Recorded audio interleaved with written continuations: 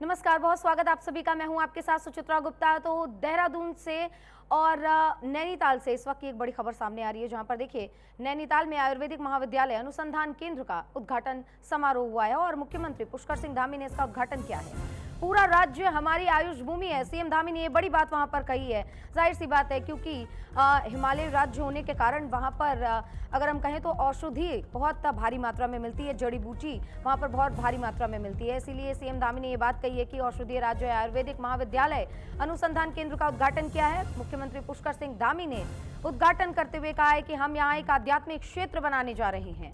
ये बड़ी खबर नैनीताल से, जहां पर मुख्यमंत्री पुष्कर सिंह धामी ने नैनीताल में आयुर्वेदिक महाविद्यालय और अनुसंधान केंद्र का उद्घाटन किया।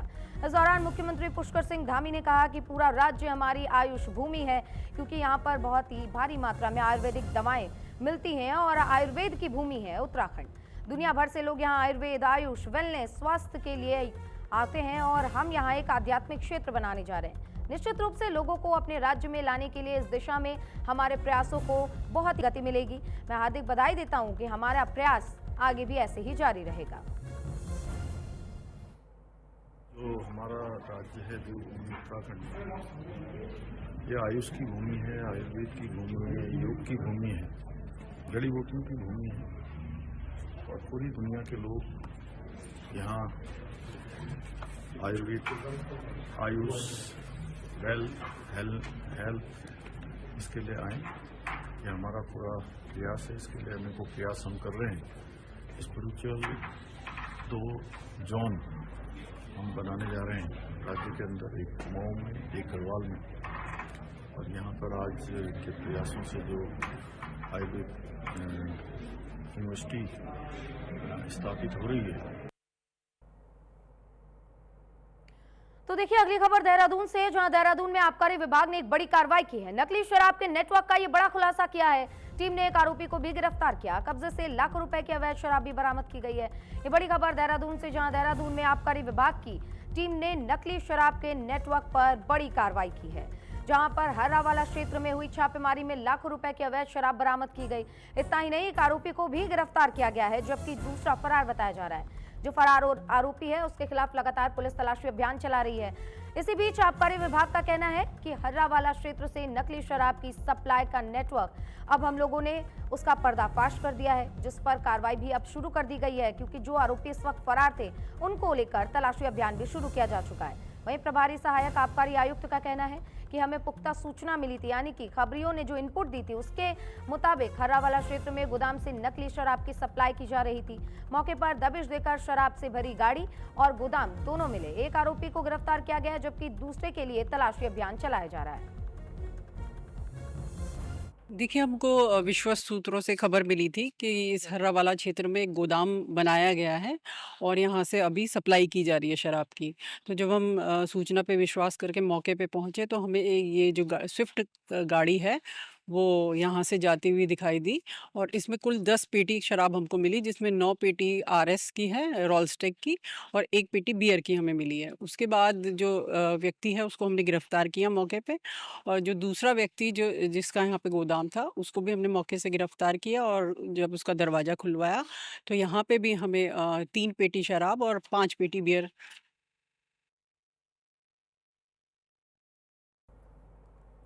तो वहीं देखिए उत्तराखंड कांग्रेस की नई टीमें के ऐलान के साथ ही प्रदेश की सियासत अब गर्मा गई है। जहां कांग्रेस ने अपने प्रदेश और जिला अध्यक्षों की घोषणा कर दी, तो वहीं पार्टी ने एक बार फिर से पुराने और अनुभवी नेताओं पर भरोसा जताया है। इसी को लेकर अब बीजेपी और कांग्रेस आमने सामने आ गए हैं।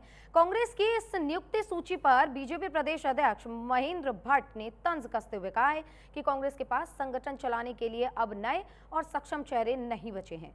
बीजेपी के आरोपों के बाद कांग्रेस ने भी इसका पलटवार किया और पलटवार करते हुए कांग्रेस की प्रवक्ता गरिमा दसौनी ने बीजेपी पर तीखा निशाना साधा और कहा कि जो दोबारा प्रदेश अध्यक्ष बने हैं वो नए चेहरे की बात ना करे तो ही अच्छा होगा।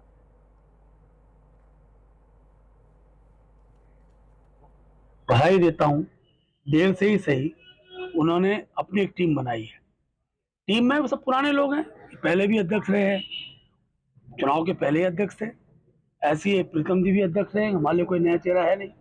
हाँ, हरक सिंह जी थोड़ा कांग्रेस में इस बार आए हैं तो उसकी हलचल जरूर कांग्रेस के अंदर दिखाई देगी। बहुत हास्यास्पद है महेंद्र भट्ट का ये बयान। सबसे पहले तो मैंने उनका बयान सुना और उसमें सब लोग जो हैं वो कांग्रेसमयी रंग में रंगे हुए दिखे थे। सबने तिरंगा पटका पहना हुआ है, उसकी मैं बहुत बहुत बधाई महेंद्र भट्ट को देना चाहूंगी। और वो महेंद्र भट्ट नए चेहरे की बात कर रहे हैं जो प्रदेश अध्यक्ष के रूप में दूसरी बारी खेल रहे हैं। क्या भाजपा में कोई और कोहिनूर का हीरा नहीं था कि 3 साल का अपना कार्यकाल पूरा होने के बाद महेंद्र भट्ट को रिपीट। तो देखा आपने कि इधर कांग्रेस ने अपना प्रदेश अध्यक्ष गणेश गोदियाल को घोषित किया और उसके बाद से लगातार इसको लेकर तमाम चर्चाएं हो रही हैं। अब आगे बढ़ेंगे। देखिए, हरिद्वार में जिलाधिकारी मयूर दीक्षित ने पौराणिक महत्व वाले धार्मिक स्थल भीमगौड़ा कुंड क्षेत्र का निरीक्षण किया और इस दौरान उन्होंने क्षेत्र के सौंदर्यीकरण, साफ सफाई व्यवस्था और अतिक्रमण हटाने को लेकर महत्वपूर्ण दिशा निर्देश दिए। इस अवसर पर जिलाधिकारी ने कहा कि कुंड का विकास इस धरोहर के धार्मिक महत्व के अनुरूप हो, जिससे श्रद्धालुओं को बेहतर सुविधाएं मिल सके।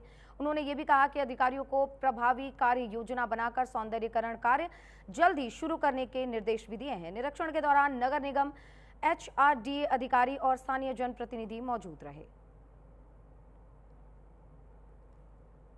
भीमगोड़ा का जो कुंड है वहाँ पर निरीक्षण किया गया, जो कि काफ़ी एक पौराणिक स्थल भी है और वहाँ पे काफ़ी टूरिस्ट भी आते जाते हैं।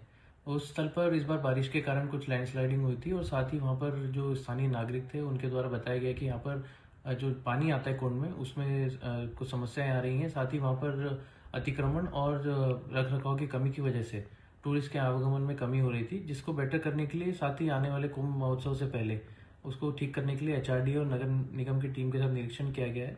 उस पूरे एरिया का सौंदर्यीकरण करने का प्रस्ताव बनाया जा रहा है तथा आसपास की और जो अन्य समस्याएं हैं उसके लिए भी डायरेक्शन दिए गए। तो देखिए, उत्तराखंड की सियासत में कांग्रेस ने एक बड़ा दांव खेला है, जहां 2027 के विधानसभा चुनाव को ध्यान में रखते हुए पार्टी ने अपनी ये जो नई कमान है यानी कि प्रदेश अध्यक्ष की, वो गणेश गोदियाल को सौंप दी है। इस फैसले के बाद से अब सवाल उठता है कि क्या कांग्रेस में अब नई ऊर्जा और एकजुटता देखने को मिलेगी।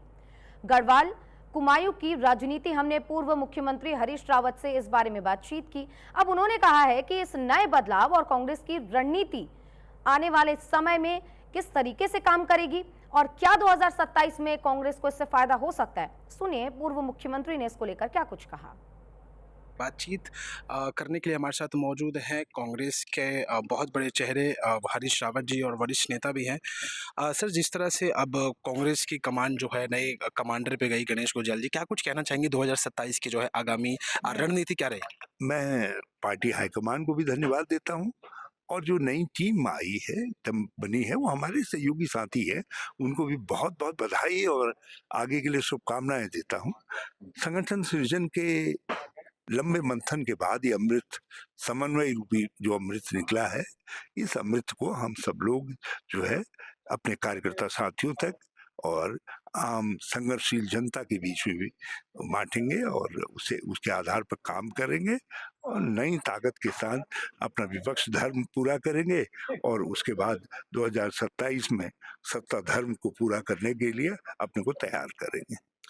सर, जिस तरह से 2022 के चुनाव में देखा गया कि काफ़ी जब गणेश गोदियाल जी ने भी जब चुनाव लड़ा था तो उनको टिकट के हेर फेर में लगा दिया, तो इस वजह से वो अपने क्षेत्र में ज़्यादा समय नहीं दे पाए, जिस वजह से उन्हें चुनाव का हार का सामना करना पड़ा। तो क्या 2027 में 2022 के चुनाव का परिणाम जो है पूरा उल्टा होगा? अब जहाँ कहीं को कमजोरी रह जाती है, कहीं झटका लगता है, तो उससे सबक लेते हैं। हमने भी पिछली हारों से सबक लिया है, इस बार वो गलतियां नहीं दोहराएंगे, वो कमियां नहीं रहने देंगे।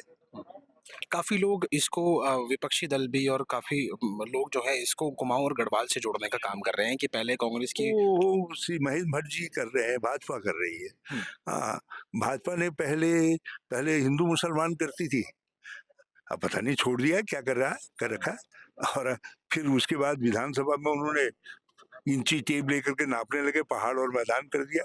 बल्कि ऐसे ऐसे पहलवान निकले उनके वहाँ जो कह रहे थे कि हम पानी बंद कर देंगे, गंगा को रोक देंगे। अब जो है एक नई बात कह रहे हैं, गढ़वाल कुमाऊं कह रहे हैं। अरे गढ़वाल हमारी शान है और इस राज्य का अभिमान है।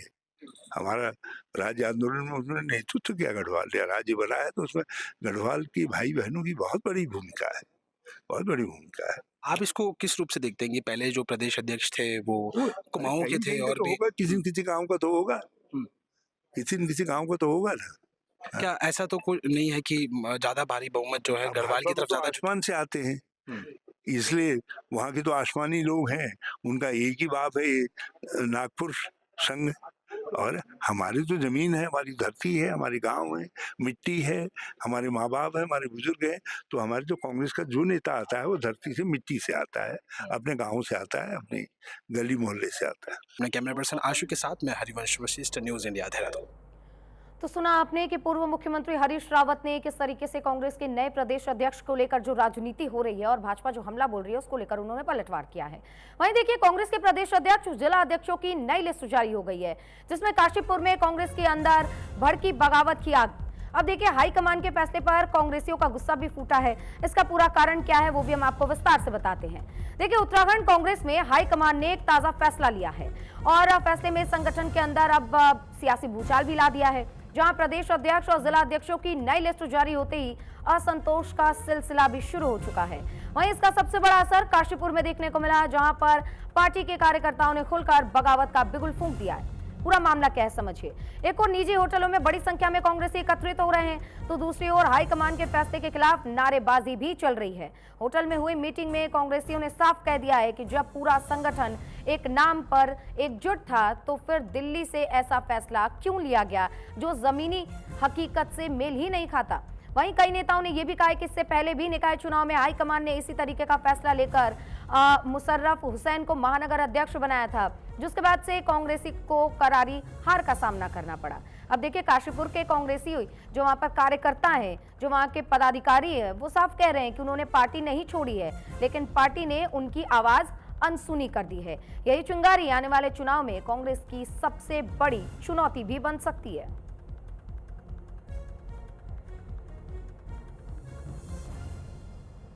अब अंदरूनी बातों के विषय में मैं नहीं इस बात को स्पष्ट रूप से अपने कह सकता कि क्या कारण रहा है, लेकिन अगर किसी कारण को हमने ये माना कि पहले कोई हम गलत निर्णय ले चुके हैं तो उसका खामियाजा हम यहाँ पर निगम के चुनावों में देख चुके हैं।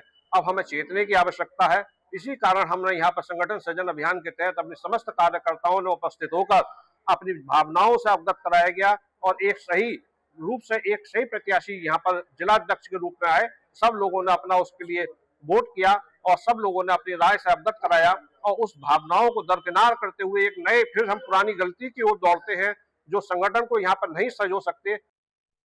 सबसे पहली बात है कि हम सभी लोग कांग्रेस परिवार से हैं, कांग्रेस परिवार का झंडा ओढ़कर मरेंगे।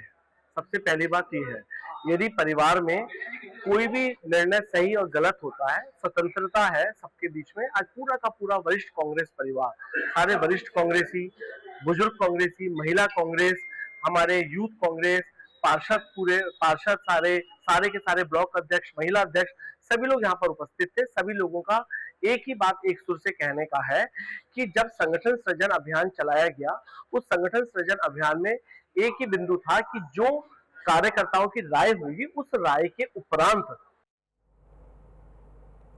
वहीं देहरादून पुलिस ने डोईवाला क्षेत्र में हुई स्नैचिंग की वारदात का खुलासा करते हुए महज 12 घंटे के अंदर आरोपी को गिरफ्तार कर लिया। पुलिस ने आरोपी के कब्जे से चोरी की गया मंगलसूत्र भी बरामद कर लिया है। वारदात में इस्तेमाल की गई बाइक को भी जब्त करके सीज कर दिया गया है। वहीं पुलिस ने आरोपी के खिलाफ संबंधित धाराओं में मुकदमा दर्ज कर कार्रवाई शुरू कर दी है।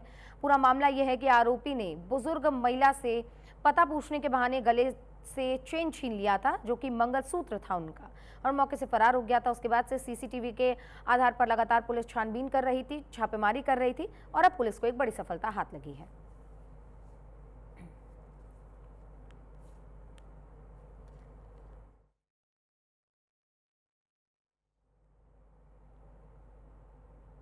बढ़ेंगे आगे, ये खबर जसपुर से। जसपुर के नादेही शुगर मिल में पेराई सत्र 2025-26 शुरू हो चुका है, जिसमें राज्य मंत्री श्यामवीर सिंह और राज्य मंत्री विनय रुहेला पहुंचे।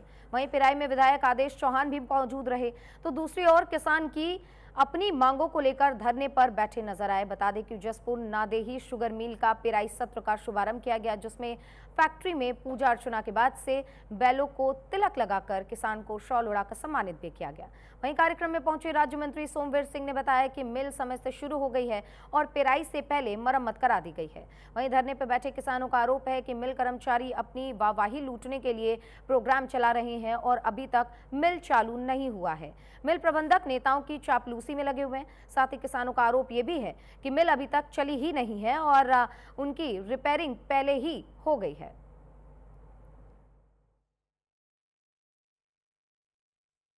आज इस पेराई सत्र के नादेही शुगर मिल के शुभारंभ में फैक्ट्री की ठीक ठाक मरम्मत की तैयारी अच्छी रही है और मरम्मत होने के बाद में अगले सत्र के लिए पेराई सत्र शुरू हो गया है। किसान सब अपना गन्ना समय से यहाँ पेराई करें, डालें, तो उससे अगली फसल गेहूं की बुआई होगी। शुभारंभ नहीं हुआ है कि राजनीतिक प्रोग्राम यहाँ चल रहा था। किसानों को सिर्फ बेवकूफ़ बनाया जा रहा था। जो बाहर से मंत्रीगण, इनके नेतागण आए हैं, उनके सामने जो मिल कर्मचारी हैं अपनी वाहवाह लूटने के लिए, और वो पूरा प्रोग्राम यहाँ चल रहा था। मिल सुबह से अभी तक चालू नहीं हुई है। किसानों की यहाँ बैठने की कोई व्यवस्था नहीं थी, कोई कुर्सियाँ पूरी नहीं थी।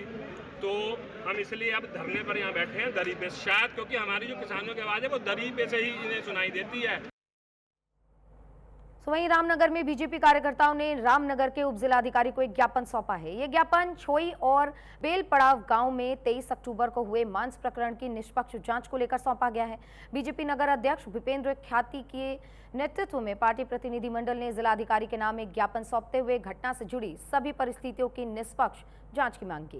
इसी को लेकर बीजेपी नगर अध्यक्ष के नेतृत्व में बीजेपी कार्यकर्ताओं ने एक ज्ञापन उप जिलाधिकारी यानी कि एसडीएम के माध्यम से जिलाधिकारी डीएम को भेजा है, जिसमें उन्होंने ये कहा है कि इस पूरे मामले की निष्पक्ष जांच होनी चाहिए।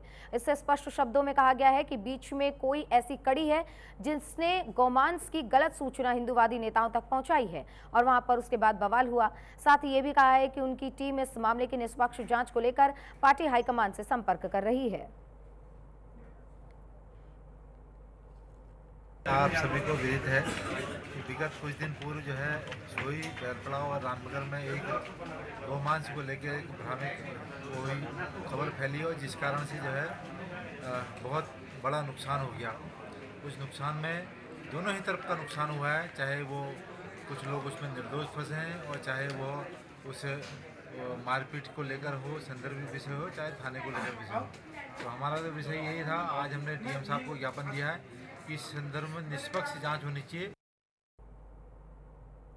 बढ़ेंगे आगे। देखिए, यूकेडी के संस्थापक सदस्यों में से एक पूर्व विधायक काशी सिंह एरी अपने चंपावत दौरे के दौरान लोहाघाट पहुंचे, जहां पहुंचने पर यूकेडी कार्यालय में यूकेडी पदाधिकारियों ने पार्टी संरक्षक प्रहलाद सिंह मेहता के नेतृत्व में उनका जोरदार स्वागत किया। इस दौरान यूकेडी नेता काशी सिंह एरी ने कहा कि राज्य बनाने के दौरान उत्तराखंड की जनता ने जो सपने देखे, बीते 25 सालों में उन सपनों को साकार होते हुए नहीं देखा है।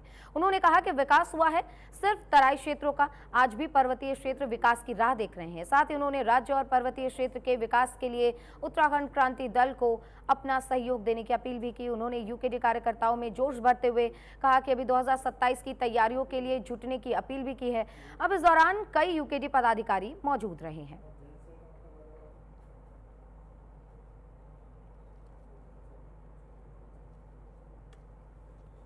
तो ये देख सकते हैं आपकी यूकेडी नेताओं ने बैठक के दौरान और जो वहाँ अध्यक्ष पहुंचे थे उन्होंने साफ तौर पर ये बात कही है कि 2027 आने वाला है, यानी कि 2027 में उत्तराखंड में चुनाव होने हैं और विधानसभा चुनाव में बदलाव का आपको मौका मिलेगा, क्योंकि तराई क्षेत्रों में जरूर विकास हुआ है लेकिन पर्वतीय जो क्षेत्र हैं वो अभी भी विकास की राह देख रहे हैं।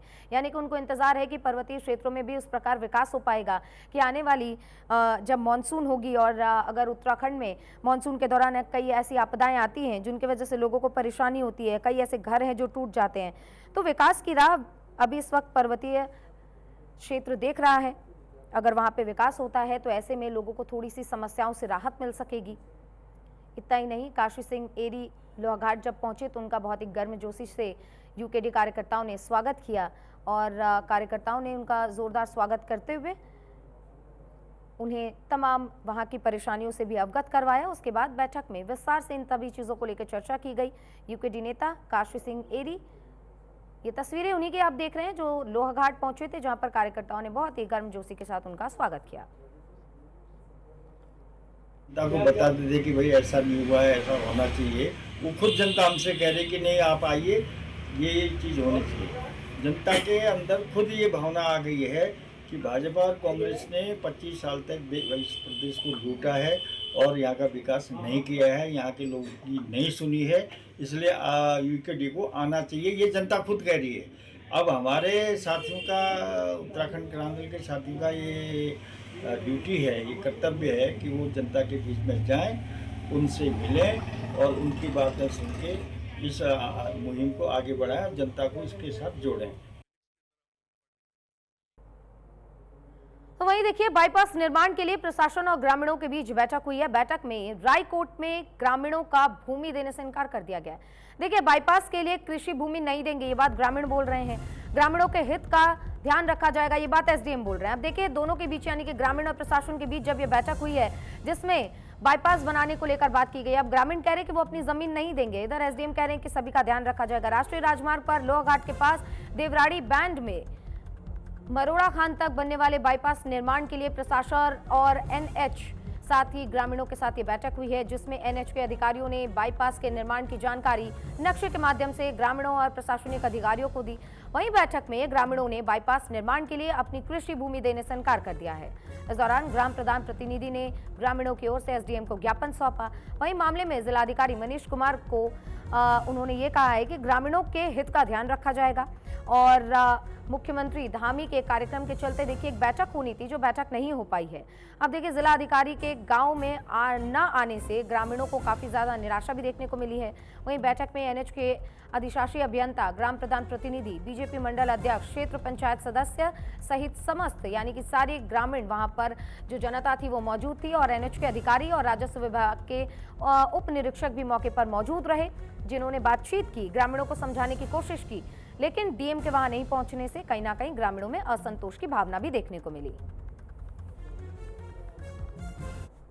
सर, जैसे कि हम पहले से कहते हुए आ रहे हैं, विकास होना चाहिए, लेकिन ऐसा था कि उस जो बाईपास प्रस्तावित था उसमें हमारे गांव के लगभग अधिकांश किसानों के खेत आ जा रहे थे, जिस वजह से वो भूमिहीन होने के कगार पे पहुंच गए थे। लेकिन आज जो डीएम साहब के निर्देशन में और एसडीएम साहब हमारे यहाँ आए थे, तो उनने जो सॉल्यूशन निकाला है उससे समस्त ग्रामीण संतुष्ट हैं। उन्होंने जो 3 ऑप्शन दिए हैं और आश्वासन दिया है कि ग्रामीणों की भूमि को नुकसान नहीं पहुँचेगा। तो वहीं चंपावत में लोहाघाट के मंगोली ग्राम सभा के धूरा तोक में गुलदार ने एक व्यक्ति पर जानलेवा हमला कर दिया, जिससे उसकी मौके पर ही मौत हो गई। वहीं लोहाघाट रेंजर ने बताया कि व्यक्ति लापता था। ग्रामीणों की सूचना पर वन विभाग, पुलिस और ग्रामीणों ने मंगोली वन पंचायत में सर्च अभियान चलाया। उन्होंने बताया कि व्यक्ति के शव को बरामद कर लिया गया है और कब्जे में लेकर पोस्टमार्टम के लिए उसे भेज दिया गया है। वहीं इस घटना के बाद से पूरे इलाके में दहशत फैल गई है। साथ ही लोहाघाट रेंजर और थाना अध्यक्ष लोहाघाट ने लोगों से अपील करते हुए कहा है कि अपने बच्चों को अकेले स्कूल ना भेजें, कहीं भी जाना हो तो समूह में जाएं। राज्य आंदोलनकारी और ग्रामीणों ने वन विभाग से जल्द पिंजरा लगाकर गुलदार को पकड़ने और नरभक्षी घोषित करने की मांग की है। थाना अध्यक्ष लोहाघाट ने बताया है कि मृतक के परिजनों को नियमानुसार मुआवजा दिया जाएगा और जल्द ही गुलदार को पकड़ने के लिए पिंजरा क्षेत्र में लगाया जाएगा।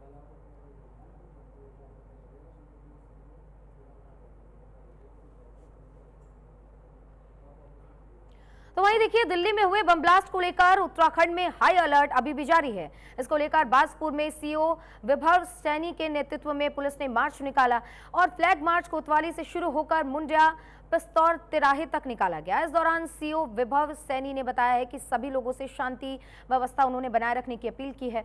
उन्होंने कहा है कि दिल्ली में बम ब्लास्ट के बाद से उत्तराखंड में भी हाई अलर्ट जारी कर दिया गया है, जिसको देखते हुए उच्च अधिकारियों के निर्देश पर फ्लैग मार्च निकाला गया। उन्होंने कहा है कि उत्तराखंड में पुलिस और सुरक्षा एजेंसियां मुस्तैद हैं और चप्पे चप्पे की वो निगरानी कर रहे हैं।